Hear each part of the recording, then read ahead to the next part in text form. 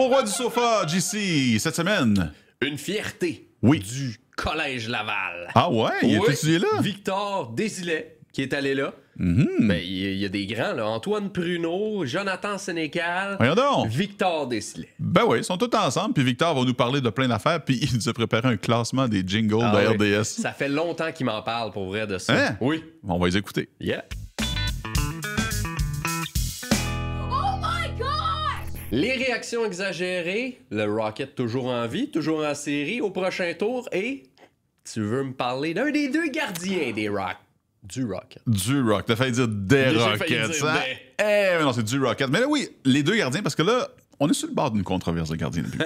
Pas loin, hein? Sur le bord, hein? Primo, Fowler, tu sais, c'est comme Price ou Alak dans le temps, mais pas au même niveau, là. Ouais. Mais ma réaction exagérée, c'est que, selon moi, Cayden Primo va garder les buts pour une équipe de la Ligue nationale la saison prochaine. Pardon? La saison prochaine, Cayden Primo va être dans la LNH. Hein? Selon moi. Ah, Mais ouais. je pense pas que ça va être avec les Canadiens. Non. Non, je pense pas. Parce que là, il y a deux options. Son contrat se termine là, il est joueur autonome avec compensation à la fin de la saison là. Ouais. Si une équipe lui fait une offre hostile, ça se pourrait. Une équipe qui offre en bas de 1 544 424 $ exactement, ils n'ont pas de compensation à payer. En même temps, ce serait facile pour les Canadiens de matcher. Ça serait facile pour matcher, mais est-ce que t'es les Canadiens, là, veux-tu payer 1,5 million pour un gardien de but qui va probablement être dans la Ligue américaine, dans ton organisation, puis qui va prendre du temps de jeu de ton espoir devant le filet qui est Cayden Fowler? Je suis pas sûr que les Canadiens voulaient... J'ai dit quoi? Cayden Fowler. J'ai dit Cayden Fowler. J'ai fait la fusion des deux. J'ai tout mélangé. Bref, bon Jacob. Fowler. Oui. Est-ce que les Canadiens vont vouloir que Primo prenne du temps de jeu de Fowler? Ça me surprendrait. Ça serait gaspiller du temps de jeu de Jacob Fowler. Oui. Hey, moi, l'avoir, bon. OK. Autre possibilité, c'est que Primo soit impliqué dans un échange. Ça se pourrait, ça aussi. Mais oui, ça se peut. Ou quelle équipe aurait besoin d'un gardien de but comme Primo l'année prochaine dans la Ligue nationale de hockey? Dis-moi-le. Les Flyers de Philadelphie. Écoute bien ça. OK. Primo, il a grandi à Philadelphie. Oui. Son père, Keith, a joué pour les Flyers pendant longtemps. Puis il est né dans le coin de Détroit, là, mais quelques mois plus tard, il a déménagé à Philadelphie. Le nom Primo, c'est un peu royauté à Philadelphie. Exact. Fait que c'est un gars de la place. Ouais. On peut le dire comme ça. C'est un gars de Philadelphie. Puis les Flyers, devant le filet, ils ont Samuel Ersson, ils ont Ivan Fedotov. Ivan Fedotov, le gardien de 6 pieds 40. Dans les filiales, ils ont Alexei Kolosov puis Carlson Bjarnason. Bjarnason, c'est un de leurs meilleurs espoirs. Ils l'ont repêché en deuxième ronde en 2023. Mais, tu sais, le reste, c'est pas tant top, là. Ersson peut être bon, mais je pense que Primo pourrait se faufiler là-dedans. Est-ce qu'il pourrait faire partie, Primo, d'un package? Mettons, là, tu échanges un choix de première ronde, Primo, puis d'autres choses aux Flyers contre leur 6e pick overall? Non. Non? Ben non. Tu penses pas que les Flyers feraient ça? Non, je pense qu'il y a un trop gros échelon entre le 6e puis le choix de première ronde le premier des Canadiens, dans le talent de l'espoir. Ben, je pense pas que Primo ferait pencher la balance entre, mettons, 16 puis 17 jusqu'à 6. C'est pour ça que tu mets 16 puis 17, plus Primo, plus d'autres choses. Ça a l'air fou, là, ce que je veux dire. Je pense même pas que les Flyers accepteraient les deux choix de première ronde des Canadiens ensemble pour le choix numéro 6. Ben voyons donc. Parce que dans les choix, surtout dans un repêchage comme cette année, dans les choix milieu de première ronde, c'est plus quasiment des dards. Ouais, c'est des guesses quasiment. Ouais, rendu c'est là. Mais au 6e, c'est moins un guess. C'est plus on sait à peu près ce que cet espoir-là va finir par nous donner. Tandis que milieu de première ronde, oui, il y a de très grandes chances qu'il fasse le saut, l'espoir, un jour dans la Ligue nationale de hockey. Mais c'est moins garanti. Alors, c'est pour ça que je pense même pas que les Flyers... Tu sais, si tu mets autre chose, tu mets ton premier choix, autre chose, plus Cayden Primo, comme tu dis, peut-être qu'il y a des chances. Ouais, c'est ça. Mais Cayden Primo, il n'y a pas le... Non, je pense pas qu'il y a Je pense même pas qu'il y a de la valeur, là. Ben là, il est en train de gagner un peu de valeur, mais pas assez pour passer de 16 à 6, ça c'est clair. Ou de 17 à 6. Dans la Ligue américaine, t'as beau être bon, non. C'est pas... C'est clair qu'il n'y a pas de valeur pour faire avancer de 10 choix au repêchage. Ouais. Mais c'est pour ça que je dis tu mets 16 ou 17, plus Primo, plus un choix de 3, un choix de 2, un autre choix, quelque chose, un espoir qui marche un peu moins, un méchant. Peut-être. Encore là, il n'y a pas tant de valeur. Non, là, lui, il joue pas. Là, Fait que je sais pas. C'est facile de donner des gars qu'on veut plus, mais c'est parce que si on les veut plus, c'est qu'à quelque part, ils n'ont pas tant de valeur. Là-dessus, t'as raison. Mais ça change pas que ma réaction exagérée, c'est que Primo va garder dans la Ligue nationale de hockey l'année prochaine. Va garder les buts de la Ligue nationale de hockey. Pas nécessairement gardien numéro 1, right? Non, pas nécessairement gardien numéro 1. 2, pas mal sûr. 1, je penserais pas. À moins d'une blessure. Ouais. Mais moi, je pense que Kaden Primo va être dans la Ligue nationale l'année prochaine. Solide. Merci. Moi aussi, ça a rapport avec l'année prochaine. Ça a rapport avec les Jeux olympiques. OK. Parce que là, le championnat mondial de hockey senior est terminé. Le Canada qui a contre-performance totale. Mais ce que je retiens surtout, c'est la performance de Macklin Celebrini, qui est, disons-le, a développé une certaine chimie avec Sidney Crosby. Hey, ce gars-là vit le rêve, a vécu le rêve. Il a vécu le rêve, mais ce tournoi-là, pour moi, lui confirme une place avec l'équipe Canada olympique la saison prochaine. Parce que Sidney Crosby, il a beau être l'un des meilleurs joueurs de sa génération, un des meilleurs joueurs en ce moment, c'est pas facile de jouer avec Sidney Crosby et on le voit année après année. Tu sais, Chris Kunitz a fait partie d'équipe Canada durant des Jeux olympiques parce qu'on savait pas qui mettre avec Sidney Crosby. D'accord, Kunitz était avec les Pingouins aussi à ce moment-là, donc c'était plus facile d'avoir déjà une chimie, mais le fait que Macklin Celebrini a eu une chimie avec Sidney Crosby, s'ils peuvent un peu bâtir là-dessus, ça pourrait lui donner une place parce qu'on sait déjà qu'il y a une chimie avec Sidney Crosby. Donc, ça pourrait être, je dis pas qu'il est assuré à 100%, puis c'est un des premiers gars qui va être nommé. Mais entre lui et un Connor Bedard, je préfère prendre Macklin Celebrini, qui, je sais, va avoir une certaine chimie avec des joueurs qui sont déjà là. Ben, il vient de le montrer, exactement ce que tu dis. Il vient de montrer qu'il est capable de le faire. Il a le talent à la base pour jouer avec des grands joueurs comme ça. C'est pas si exagéré que ça. Ben, c'est exagéré du point où faut que t'en il y a laisses tellement d'autres. de talent que c'est sûr que tu mets quelqu'un de côté en faisant ça. Justement, si tu as un Macklin Celebrini, t'auras probablement pas un Connor Bedard parce qu'il y a tellement de talent dans la LNH, tellement de talent de Canadiens dans la LNH que, juste te dire, tu sais, t'as Macklin Celebrini, est-ce que Dylan Strome pourrait faire partie de ça? Est-ce qu'Anthony Cirelli, qui est plus un gars qui va être dans les deux derniers trios? Cirelli, je le trosse pas. Ben, c'est parce que ça va être plus ça dépend aussi qui est là. Si c'est, mettons, c'est Julien Brisebois, Cirelli va être là. John Cooper qui est l'entraîneur-chef. C'est pour ça que je trosse pas ça. J'aime pas ça. J'aurais aimé bien mieux avoir un Suzuki qu'un Cirelli, par exemple. Un gars comme Wyatt Johnston qui connaît des bonnes séries en ce moment. T'as McKinnon, t'as McDavid qui vont être là. Fait que, eux vont être là, mais ça veut dire qu'il faut que tu en enlèves d'autres pour faire de la place à Celebrini. Oui, ben tu sais, des gars comme Mark Scheifele, est-ce qu'il se fait vieillissant? Est-ce qu'il est absolument dans Team Canada l'année prochaine? Je sais pas. Mais encore là, si tu veux bâtir, t'es quasiment mieux de mettre Celebrini. Mais est-ce que tu veux bâtir? Pour des Jeux olympiques, est-ce que tu veux réellement bâtir? Ben, je pense pas que c'est juste pour les Jeux olympiques. Je pense que c'est pour tout le reste aussi. L'organigramme d'Hockey Canada dit, regarde, lui, il a joué pour nous autres, bien au championnat du monde, parce que, regarde, lui, il a fait sa place aux Jeux olympiques aussi. C'est pas si exagéré. J'aime ça. Parce que c'est ça. T'sais, si on compare les deux, Connor Bedard, pour moi, ne fera pas les Jeux olympiques l'année prochaine. Peut-être les Jeux suivants. Imagine. Mais Macklin Celebrini va les faire. Sur notre siège éjectable, la fierté du Collège Laval, Victor Desilets. Alumni du Collège Laval? Alumni du Collège Laval. Ouais, ambassadeur de la cohorte 2016, l'année prochaine. 10 ans de Conventum. Oh! J'ai hâte. Hey, Vic, qu'on te voit souvent dans les quiz à RDS, se faire belle figure, même si j'aimerais ça que des fois tu me laisses des chances, mais t'es bon là-dedans. Puis tu fais pas juste ça, RDS aussi, là, t'es gestionnaire de communauté, tu fais aussi de l'art graphique. De l'art graphique, ouais. De l'art graphique. On appelle le Picasso de Canva. Non, c'est pas vrai. Ben, ce que vous voyez dans le fond à la maison, sur votre téléphone, sur Instagram, Facebook, Twitter, ça passe par notre petite équipe. Puis souvent, ben, ça donne que c'est JP ou moi qui le font. On a les horaires miroirs. Fait que...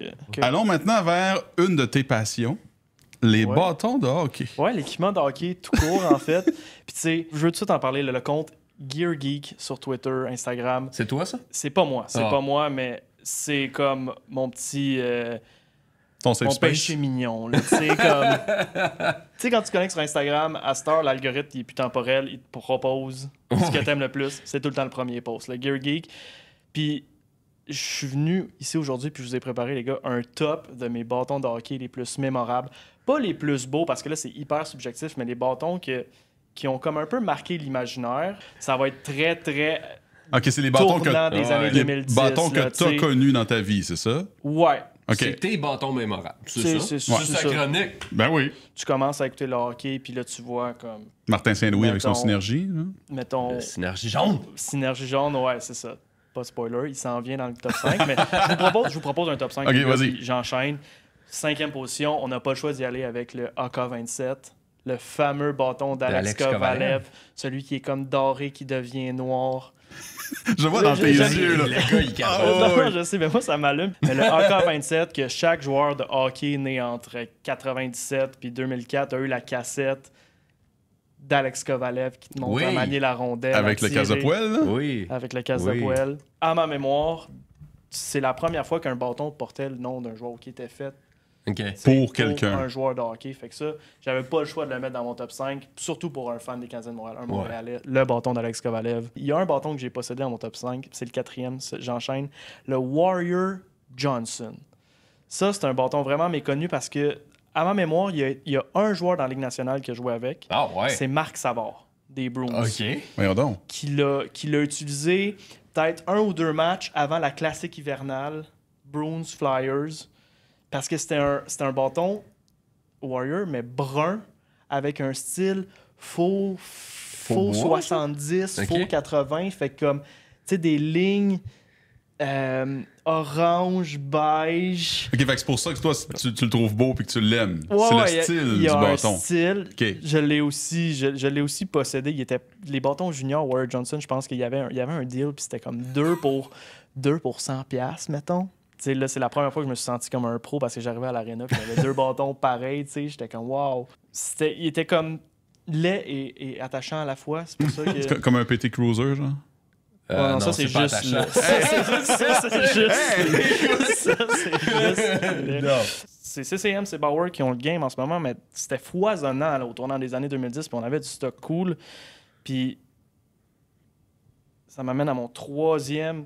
Les joueurs osaient aussi. Steven Stamkos, quand il a commencé sa carrière, il jouait avec un 195. Un C'est quoi? Bauer 195. C'est quoi, ça, un- c'est le nom du bâton. Puis le Lightning de Tampa Bay, bleu, blanc. Oui, mais ça me dit Noir, de quoi, tu sais. ça? C'est Mais lui, le il bâton choisissait Stamkos. son bâton 195, il le mettait rouge.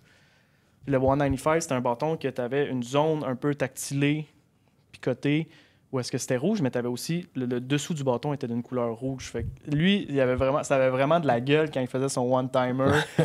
Ça Puis flashait, là. Ouais, ça flashait. Là, fait que ça, c'est le 3e bâton le plus iconique selon moi. J'en ai pas tant plus à dire que c'est juste un vraiment beau bâton. Puis Ouais. c'était cool qu'un gars sorte un peu des couleurs de son équipe puis Ça- s'exprimait un peu à sa manière en ayant son 195 rouge en jouant pour le Lightning. Puis là, j'imagine que le numéro 2, ça va être un autre joueur du Lightning, mais qui avait un bâton jaune. Un bâton peut-être? jaune. Ah oui, le fameux synergie de Martin Saint-Louis. La fameuse synergie de ça, Martin c'est Saint-Louis. Moi, incroyable, j'ai pas vu Saint-Louis jouer Tant avec la que ça. synergie. OK. Mais il faut dire qu'il y a tout le temps eu des bâtons jaunes. Ouais. Puis, moi, quand il m'a marqué, c'est quand il avait son SSIze. Fait que ça, c'est un modèle de bâton de E. Aston. Pour vous donner une idée, là, le SSIze, c'est le modèle de bâton que Camilleri avait dans les séries qui a tout cassé. Là. OK. Fait que pour marquer, il fallait que tu te mettes à genoux puis tu te lances. là. Ouais, un Ouais. genou, un genou à terre. Ouais. Ça, c'était vraiment un des beaux bâtons qui a été fait dans l'histoire. Là. Dans mon livre à moi, là, le Easton SSIze, magnifique. Ryan Getzlav, quand il jouait avec Anaheim, il était comme... Sa partie de couleur était rouge-orangé. Camilleri, il l'avait en bleu. C'était... Il avait de la gueule, il était électrique, ce bâton-là. Puis Martin Saint-Louis, le sien, au lieu d'être comme couleur et gris dans le bas du bâton, tout jaune. Shout-out Sainte-Dorothée, un petit gars de chez nous. Yeah! Yeah! Voyons, vous autres. Ben oui, on vient de la même place. Je sais. Il y a un aréna, Martin Saint-Louis. Ben oui. Ouais. Puis numéro 1, c'est quoi? Il n'y a jamais personne, selon moi, dans l'histoire qui a approché Ilya Kovalchuk. Avec son bâton? Ilya Kovalchuk avec les Thrashers d'Atlanta. Il avait son bâton, son Warrior Dolomite. Ça, c'était un bâton sur lequel il y avait des dragons. Ils ont fait comme des motifs de dragons dessus. Là. Ben voyons, des dragons. Vraiment. Ilya Kovalchuk, là, il y avait quelque chose, des lacets jaunes, tu sais, il y avait le casque, le Bauer 4500, la visière, il remontait ses manches. Il avait une de ses courbes aussi, il tapait bien ça. T'es-tu un pas pire joueur de hockey, toi? Parce que t'as joué au hockey pour RDS, t'as représenté RDS au tournoi Bell. Ben, tout ça, je donne le crédit à Martin Leclerc, qui est un producteur senior. On ne parle pas de la personne de Radio-Canada. Non. Fait que le mercredi matin, à Anjou, on allait jouer au deck hockey. Puis là, Martin Leclerc, il me disait, hey, tu sais, tu joues-tu, blablabla. C'est quoi ton bâton? C'est ça, c'est quoi ton bâton? Il n'y a pas de dragon sur mon bâton. Ah, non. Fait que là, Jérémy Asselin commence à mettre un peu de pression. Tout le monde est comme, ah ouais, donc, viens donc, tu sais, t'as joué au hockey, viens donc jouer un peu avec nous. Fait que je m'en vais jouer là-bas, le calibre est le fun, puis je me débrouille bien. Puis Martin Leclerc, j'imagine qu'il était aussi là un peu en termes de... Il faisait du scouting parce que c'est le directeur général de l'équipe. Le gérant général, Martin Leclerc. Le général de l'équipe du tournoi de hockey Bell, qui est une fois par année, pour expliquer un peu, Bell organise un tournoi une fois par année. Là, dans les dernières années, c'est à Toronto, mais c'est 2 jours. Tu vas là. Il y a des gens de Bell partout au pays. Il y a différentes catégories. Il y a l'Open, 30 ans et plus, 40 ans et plus, 50 ans et plus, féminin. Puis j'imagine qu'eux, quand ils voient une équipe de RDS, ils doivent faire « OK, ils sont bons. » là. Ouais, ils savent jouer au hockey. Puis l'année passée, en 2024, il y a beaucoup de joueurs qui ont comme déclaré forfait parce que comme les Canadiens, il y a plein de blessures, fait que plein de gens pouvaient plus y aller finalement. Puis Martin Leclerc savait plus à qui demander, fait qu'il s'est mis à demander à des jeunes. William Tremblay, Cédric Ouellette, puis moi, 3 jeunes de la salle nouvelle, qu'on a moins de 30 ans. Fait que là, il ne pouvait plus s'inscrire dans l'Open. Dans le 30 ans et plus. Ouais, là, tu t'en vas dans l'Open. Fait que là, il faut que tu aies dans l'Open, qui est comme la catégorie ouverte avec du bon monde. Il y a du bon monde. Fait que on se monte un club, puis on s'en va là-bas. Jeudi, vendredi, samedi, parce qu'on part du jeudi matin. Vendredi, ça part. Là, ça, c'est éprouvant parce que tu as 3 games en l'espace. Tu sais, le premier match le matin est autour de 8h, puis le dernier est autour de 2h30. OK, fait que tu joues 3 games entre 8h le matin et 2h30 l'après-midi? Ouais, tu joues 3 games. Ça fait 2 ans qu'il y a 2 games qui sont tellement rapprochés que tu ne changes pas entre les games. Tu enlèves tes patins. Pognes ta poche, tu changes de chambre, puis... Ah ouais? Ouais. Non, tu le sens le samedi puis le dimanche là, que tu as travaillé fort. On est putain en forme, là. mais ça y va au toast. Puis c'est du bon calibre de jeu. Ça fait 2 ans je suis retourné cette année, ça fait 2 ans qu'on y va, puis il y a une équipe, Kawarta. C'est des tabarouettes, là, mais tu sais, sont bons au hockey, là. Tu arrives dans le warm-up, puis là, tu vois il y a un gars à l'autre bord, le 88, puis là, tu sais, il y a comme des culottes... verte pro, puis là, après, tu vois son casque, il y a les commandites sur le casque, là, tu fais, c'est un gars qui a joué. Puis là, il shot dans la baie vitrée, puis t'entends un bruit de shot de baie vitrée. Il fait de la musique, là, ça résonne. Fait que là, tu dis, ouf, ça va être une rough, mais... Finalement, vous avez fini combien? Il y avait combien d'équipes? Vous avez fini combien? L'année passée, 10 équipes, on a fini 6e, mais on n'en parlera pas trop, là, parce que... C'est correct. C'est à cause des arbitres. Cette année, 3e place. On a ramené une médaille à la maison. Ah ouais! Médaille de bronze. Je l'ai encadrée chez nous. Je l'ai au-dessus de mon lit pour me rappeler... C'est beau, ça! Ce que j'ai accompli. Mais oui, Bell, combien d'employés? À peu près 60 000? À peu près? 3e sur 60 000. Hein? RDS. C'est beau, ça! À Bell... il y a RDS. Oui. À RDS, on en a parlé au début de l'émission. Il y a des jingles de RDS. Des ritournelles. Les ritournelles. Et pour l'information, Victor, là, ça fait 1 an qu'il me parle. Peut-être 2 ans qu'il me parle qu'il faudrait faire un classement des meilleurs jingles de RDS. Ça, c'est ce qui est du génie. Ben oui. Tout simplement. Peu importe le résultat. Et là, aujourd'hui, tu t'en viens faire ça. Ben oui, moi, je vous l'ai toujours dit, il faudrait faire un son TikTok que c'est juste l'enchaînement des jingles de RDS, puis les gens font un genre de blind ranking ou leur top 10 ou quoi que ce soit. Puis là, vous me dites si vous êtes d'accord ou pas. Moi, essayé. Hockey n'est pas numéro 1 pour moi. Non? Ouais. Mais... T'en as combien? J'en ai 5. T'en as 5, avec... okay. Mais le hockey, étant donné que c'est Hockey Night in Canada, est-ce que ça appartient réellement à RDS? Oui, ben acheter Ben, des droits le de ça. jingle de RDS a son propre jingle. OK. Mention honorable. On va commencer avec la ok, mention ok. honorable. Parce que c'est pas un jingle, mais c'est quelque chose que, tu sais, t'écoutais ton sport, ça allait à la pause, puis là, t'entendais « Méga! Weekend! Ben oui, on le fait encore. Méga Weekend! Aïe, je suis dans le mal à la cuisse. » Automatique. Ben oui. Automatique. Chaque Dans amateur le de week-end sport au du Super Québec Bowl, là. connaît ça. Ouais, Hey, ouais, là- ça c'est ta mention honorable. C'est ça a même pas fait Ça de top part 5. fort, là. Mais c'est parce que c'est pas un jingle, mais on s'entend que c'est que ça a marqué les esprits. Ouais. 5e position, F1.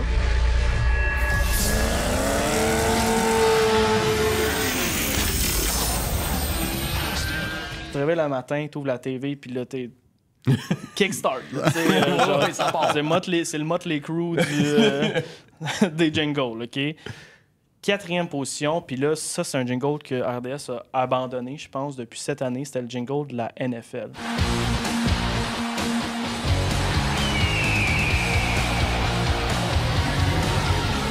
J'avoue que t'as le goût de te péter la tête d'un mur pour vrai. là. Ça n'est plus Ben, ça. pour moi, la NFL, par exemple, ça va toujours rester. Ouais.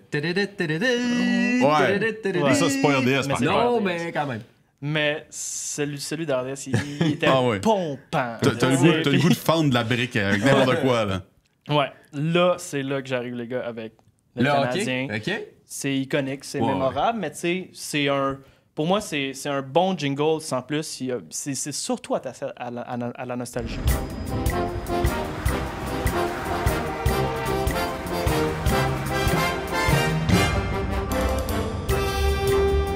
La meilleure partie du jingle, c'est Pierrot à la fin qui dit « Le hockey des Canadiens au réseau des sports. » Là, la chair de poule me pogne.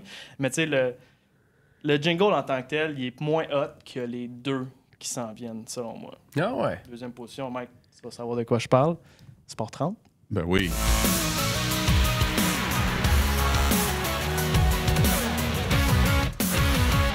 Ça, t'as besoin de une, deux notes, puis là, t'es comme pouf, puis là, tu sais, t'es comme alerté, là, tu sais, là.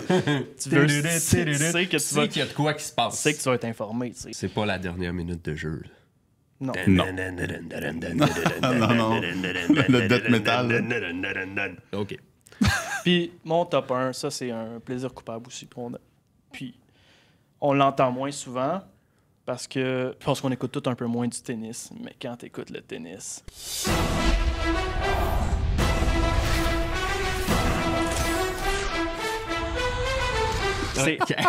C'est épique, là, tu sais, genre vraiment, là, c'est fou. Puis là, t'as la voix d'Yvan Ponton, des meilleures voix de l'histoire Ouais. du Québec. Puis là, c'est en direct de Flushing Meadows, la Réseau des sports vous présente.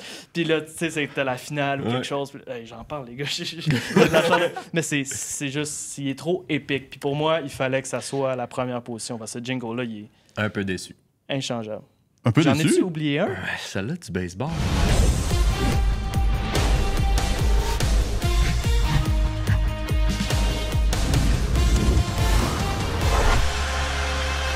Ouais, non, le tennis. Ouais, non, le tennis, le tennis est ailleurs, là. Il est bien fort de baseball, mais. Pourquoi il est pas dans le top 5? Ben, là. Ben, il y aurait m'en- pu. m'en faire un. Il Tu t'en était- feras un, top 5? moi, C'est top ça, 5. tu le feras le son TikTok, puis on oui. Ben reste oui. à l'affût sur la chaîne TikTok d'RDS. Nouvelle insolite, ça fait 3-4 jours que tu m'en parles avec un sourire comme ça, puis tu me dis en gros le sujet. Ouais. J'ai vu des images passer, mais j'ai volontairement fermé les yeux. Ok. Je veux rien savoir de ça. Une course de saucisses? Oui, C'est je sais quoi? à quel point t'es un amateur de hot dog dans Ben la oui, vie. ben oui. Eh bien, oui, il y a eu une course de hot dog. Une course de saucisses parce que la compagnie Oscar Mayer, qui fait des saucisses, Des qui fait savoureuses des saucisses. savoureux hot dogs, a des Wiener mobiles. Donc, oui. Puis moi, j'ai pas ça dans mon entrée de Des cours. hot moi. dogs mobiles, il y en a 6 aux États-Unis. Et Il y en a c'est juste 6? c'est à travers les États-Unis, il y en a 6. Et les 6 se sont retrouvés aux 500 000 d'Indianapolis pour faire le Winnie 500. Donc, la première course Oscar Mayer de saucisses. Donc oui, c'est 6 véhicules hot dog qui se sont disputés une course sur le mythique parcours de l'Indy 500. Ah, mais là, il faut pas qu'il s'accroche. Il y en a juste 6. Il y en a juste 6. Mais c'est 6 pis c'est gros, là, quand même, comme auto. Mais c'est le fun à dire. 6 saucisses. 6 saucisses. 6 saucisses Oscar Mayer. Puis il y avait même des chansons là-dessus. Il y a du monde déguisé avec des taches de moutarde en hot dog. C'est incroyable. Puis, tu sais, juste pour vous dire, chaque voiture hot dog avait un thème différent qui représente une façon de faire ton hot dog. Donc, il y avait un chili dog, il y avait le slaw dog, il y avait le New York dog, le Seattle dog, le Sonoran dog. Ben oui. Je connais pas, mais... Ben là. Puis, il y avait aussi le chai dog. Le chai dog qui partait premier. Le chai dog? De Chicago. OK, je pensais genre chai latte. J'ai comme ça doit écouter bizarre. Non, c'est pour Chicago. Il partait premier et il a été en pole position très longtemps. Et c'est lors du dernier droit que le Slaw Dog a dépassé le Chai Dog et je pourrais dire que l'affaire était ketchup. Oh. C'est-tu là qu'on rajoute le bruit de poutouch? Regarde ta face. Mais oui, Oh. le Winnie 500, ma nouvelle course préférée. Ben là, je comprends. Ah ouais, je suis entièrement d'accord avec ça. Là. J'aurais dû faire un Winnie 5000. J'aurais dû courir pendant 10 ans. J'aime ça. Ouais, peut-être que c'est le début d'une tradition. Il faut. Si oui, il faut qu'on y aille. OK, on s'arrange avec nos boss. Là. On veut aller au Winner 500? Winnie 500. Winnie 500, on va aller là. Hey, moi, je te parle pas de course de saucisses. Je t'amène complètement ailleurs. Ouais. Okay? Live Barn. Je sais pas si tu connais ça. Tes enfants sont quand même jeunes. Ouais. Mais je connais ça. Tu connais Live On Barn. peut regarder des matchs de hockey dans des arénas. Exact. Dans tous les arénas, presque tous les arénas du Québec, il y a des gens qui filment les matchs de hockey, du hockey mineur, de n'importe quel tournoi de hockey. C'est retransmis sur Internet via Live Barn. Puis ça, c'est dans 10 provinces canadiennes, 10 places au Canada, pas 10 provinces, mais 10 territoires canadiens, 49 États aux États-Unis. Bref, il y a du Live Barn partout en Amérique du Nord. Et ça coûte 30$ par mois. À peu près. Okay. Aux alentours, il offre plusieurs services aussi. Fait que, tu sais, ça fait quand même pas mal d'argent. Ouais. Puis, Live Barn, ça appartient à plusieurs actionnaires, OK. dont l'entreprise 77. Depuis 2017. 7-7. Ouais, l'entreprise 77 est actionnaire de Live Barn. OK. L'entreprise 77, ça, c'est une entreprise qui s'occupe de trouver des gens qui font des inventions, d'investir dans leurs inventions, OK. d'investir dans leur compagnie, puis les monter, puis éventuellement les revendre plus cher. OK. Comme les Dragons, là. Ouais. C'est la même affaire, OK. c'est 77. Ça a été fondé par 2 anciens joueurs de la Ligue nationale de hockey, Jeff Hamilton et Martin Saint-Louis. Hein? Je te jure. Le coach est canadien. Le coach des Canadiens est actionnaire minoritaire de Live Barn par sa compagnie 77. Je te jure. Hein? Le coach des Canadiens a des actions dans Live Barn. En tout cas, sur le site Internet de 77, là, Live Barn est encore dans le portfolio de 77. Ah, ouais. Ils ont d'autres choses aussi comme Easy Rink pour les patinoires extérieures. C'est les petites bandes en plastique que tu colles. Bon, ben, ils ont ça aussi. Martin Saint-Louis est actionnaire de tout ça. Et là, Sportico, Sportico nous dit que Live Barn est à vendre. Ah! Fait que Live Barn va se faire acheter par on sait pas qui, on sait pas combien, parce que là, ils ont mandaté une compagnie pour trouver des acheteurs. Ouais. Ça veut dire que dans quelques temps, quelques mois, quelques semaines, je ne sais pas trop, Martin Saint-Louis va faire du profit. Là. Il va faire beaucoup d'argent. Combien? Je ne sais pas exactement, parce que ce n'est pas une compagnie qui est cotée en bourse. Là. Mais depuis que Martin Saint-Louis et 77 ont investi dans Live Barn, j'ai regardé pour la Banque de développement du Canada, ils ont fait des profits de 1455%. Hi! Fait que, tu sais, ils ont investi je sais pas combien, mais ils ont fait 1455% de profit entre 2017 et 2021. Puis là, on est en 2025. Fait que, tu sais, pendant la COVID, puis tout ça, il y avait plein de monde aussi qui regardait sur Live Barn, puis ça, c'est de plus en plus réparti ailleurs. Fait qu'il va faire une passe de cash, je sais pas combien, mais tout ça à partir de sa compagnie 77. Wow! C'est vraiment brillant. Il était déjà pauvre. Non, mais justement, c'est probablement parce qu'il y avait déjà un bon fonds de roulement Oui, qui a c'est pu ça. investir dans différentes compagnies. Wow. Mais Live Barn sera acheté par quelqu'un qui va éventuellement refiler de l'argent à Bref. Martin Saint-Louis. Bravo, Martin. Good job, Saint-Louis. Martin. Bravo. Ben oui. C'est très, très fort. C'est un homme d'affaires, là. Ben Pas oui. juste un coach, pas juste un philosophe. C'est un homme d'affaires. On passe d'un très bon coup à un très mauvais. Ah, OK. te J'en ai dirais. un mauvais aussi à te compter tantôt. là. Tu m'as déjà parlé d'un gars qui poursuivait les Browns de Cleveland pour Pour dommage et intérêt de son psyché ou whatever. Ouais, parce qu'il avait repêché Shedeur Sanders Ouais, en en 5e ronde. Ouais. Ben, j'en ai trouvé une autre poursuite insolite. OK. Un partisan des Rockies du Colorado poursuit les Rockies pour avoir reçu une balle dans l'œil, une fausse balle dans l'œil, OK. en 2023. Et selon lui, puis il y aurait eu des dommages irréparables et Ben tout ça se tralala. peut, honnêtement. Ça se peut, mais c'est parce que depuis très longtemps, au baseball et à travers les sports, tu as ce qu'on appelle l'acceptation des risques. Ouais, quand t'achètes un billet. Ouais, quand tu achètes un billet, tu t'attends à ce que tu aies une fausse balle potentiellement sur toi ou une rondelle ou tout ça. Mais lui, il se fout de ça. Il dit que les Rockies... Parce que ce qu'il faut savoir, c'est que il a été invité. Il n'a pas payé son billet. Il était dans une loge de luxe. Il a été invité par le propriétaire de la loge. Et il a reçu une balle dans l'œil. Une fausse balle dans l'œil. Fait que là, il dit, moi, j'ai pas payé le billet, j'ai pas accepté les risques. C'est pas nécessairement ça, mais lui, ce qu'il cite, deux choses. OK. La première, qui est un peu plus sérieuse et un peu plus normale, il cite des défauts d'architecture. Donc, il dit, bon, de la manière que le course field est fait, c'est peut-être plus propice. Ouais. Bon, OK. Bénéfice il va y avoir du un doute. débat là-dessus, Ouais. là, puis tout. Mais la deuxième affaire il suscite les mauvaises performances de l'équipe comme prétexte, parce qu'il dit que depuis que l'équipe est tellement mauvaise que les partisans ne regardent plus vraiment la game. Ah, ça, c'est farfelu, par exemple. Incroyable. Ça, c'est farfelu. Selon lui, là, c'est une des raisons pourquoi il y a une balle dans l'œil. C'est parce que l'équipe est tellement mauvaise que les partisans vont au stade, mais ne portent pas attention au match. Fait que là, lui, il dit, moi, j'étais là. J'ai pas payé mon billet. J'ai pas accepté les risques. J'étais pas attentif. Je me foutais de ce qui se passait parce que l'équipe est poche. Fait que là, ils m'ont blessé. Oui. Je pense que c'est essayer de trouver une façon de compenser sa blessure. Ben, ouais. écoute, puis là, il veut un procès devant un jury. On s'est suivi. Pardon? Oui. Un procès devant un jury. Puis on ne sait pas le montant qu'il demande. C'est ça, probablement, Ouais. la prochaine question. On ne sait pas. Il parle de dommages et intérêts, mais il ne parle pas de le montant qu'il demande, mais il veut un procès devant un jury. Hey, ce serait-tu dépenser l'argent des contribuables, ça, un peu? Encore une fois, Hey! les Voilà. America. Hey, parlant d'America, je te mène dans une autre situation américaine, farfelue, encore une fois.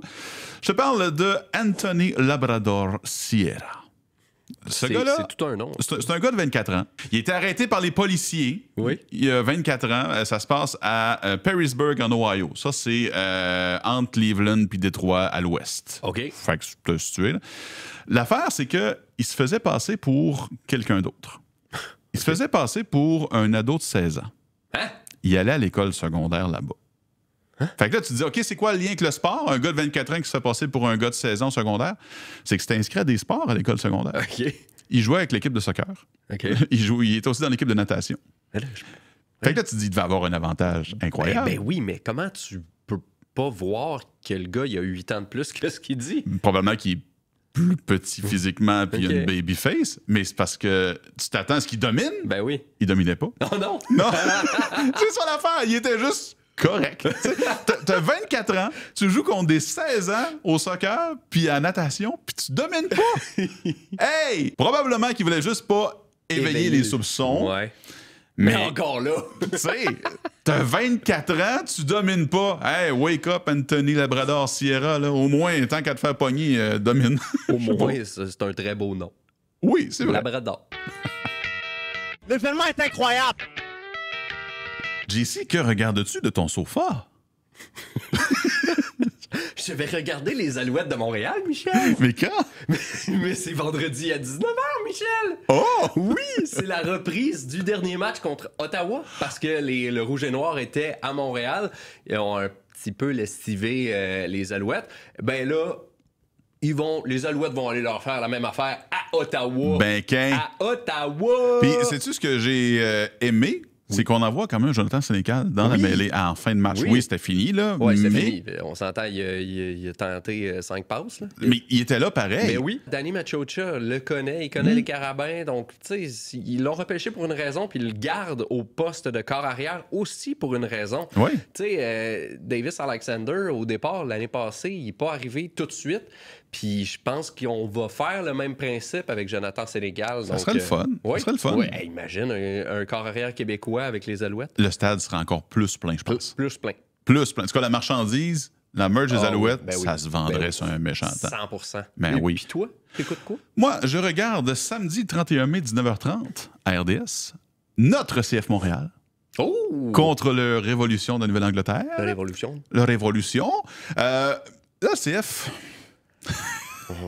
C'est ça. C'est défait ça. Fait que c'est pour ça que je veux le regarder. Ah oui? Je veux voir où ça se dirige. Est-ce que ça stagne? Est-ce que ça va un petit peu en montant? Ils ont finalement réussi à trouver comment faire un but une fois de temps en temps. C'est déjà ça. Ouais. C'est un pas en avant, mais tu sais, puis la façon dont la foule est traitée, les partisans sont traités, c'est tout à l'extérieur du terrain, mais moi, je veux vraiment voir, je veux me concentrer sur le terrain, qu'est-ce qui se passe, parce que j'ai encore l'impression que même si ça fait plusieurs matchs que la saison a commencé, j'ai encore l'impression de ne pas connaître les joueurs. C'est plate à dire, Je comprends. C'est plate à dire, mais j'ai l'impression que je ne m'attache pas encore à aucun de ces joueurs-là. Puis là, samedi prochain, je veux vraiment me concentrer pour me trouver des joueurs que j'aime. Je ne sais pas pourquoi c'est pas arrivé depuis le début de la saison, mais là, il faut que ça urge de mon cas à moi, puis de leur cas à eux aussi. Ils ont beaucoup de choses à se faire pardonner aussi, on s'entend. Mais, surtout défaite de 6-1 contre Toronto. Ils se font remonter par le LAFC. La défaite de 6-1, là, ça a été grave. Ça fait mal. Fait que c'est ça. Je veux voir ça samedi prochain contre le Révolution. On va écouter ça. Ben, on va écouter ça. On écoute ça ensemble. OK. Samedi, dans Véranda chez nous. Dans Véranda. Let's go. Merci. C'est ce qui complète l'émission d'aujourd'hui. Ben oui. Donc, merci à tous de nous avoir écoutés jusque-là, si vous vous êtes rendus jusque-là. Ben oui. On l'a. Mais merci aussi pour vos commentaires, vos bons commentaires. Merci d'avoir laissé, on le dit pas assez, mais tu sais, de noter les balados sur les plateformes comme Apple Podcasts, Spotify. Ça nous permet d'être encore plus entendus, encore plus vus sur YouTube. Donc, un gros merci à vous tous. Je dis la même chose que lui.